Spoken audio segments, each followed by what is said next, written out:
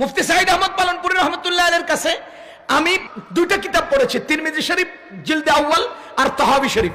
আমি হুজুরের হাতে 5টা কিতাব হাদিয়া পেয়েছি। আমি হুজুরের পান করা আধা গ্লাস শরবত পান করার সৌভাগ্য অর্জন করেছি। অনেক স্মৃতি আছে ওনার সাথে আমার। মুফতি সাইদ আহমদ পালনপুরি সাহেব তিরমিজি শরীফের ক্লাসে একটা হাদিসের ব্যাখ্যা আমাদেরকে শুনাইছেন। খেয়াল করেন হাদিসটা কি। হাদিসের মধ্যে আসছে, কোন স্বামী যদি তার স্ত্রীর সাথে রাগ করে এক রাত্রি কাটায়, পুরা রাত্রি কাটায়, আর সেই স্ত্রী যদি স্বামীরে নিজের দিকে আকৃষ্ট করতে না পারে, তাহলে সারা রাত ফেরেশতারা তার উপরে লানত করে।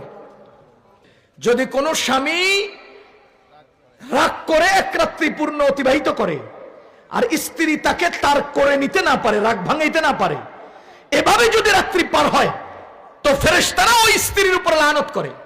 মুফতি সাইদ আহমদ পালনপুরি সাহেব বলেন, ফেরেশতারা লানত করবে কেন? কোন স্ত্রী রাগ কইরা পুরুষের উপর যদি আলাদা ঘুমায়া থাকে, পুরুষের উপরে লানতের কথা নাই, কিন্তু পুরুষ রাগ কইরা ঘুমায়া থাকলে স্ত্রী তাকে মানাইতে না পারলে স্ত্রীর উপর লানতের কথা আছে। তো পুরুষের উপর লানত নাই কেন, স্ত্রীর উপর আছে কেন? বুঝেননি?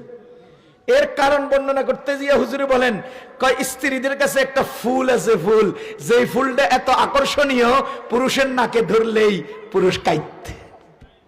নারীর কাছে কি আছে?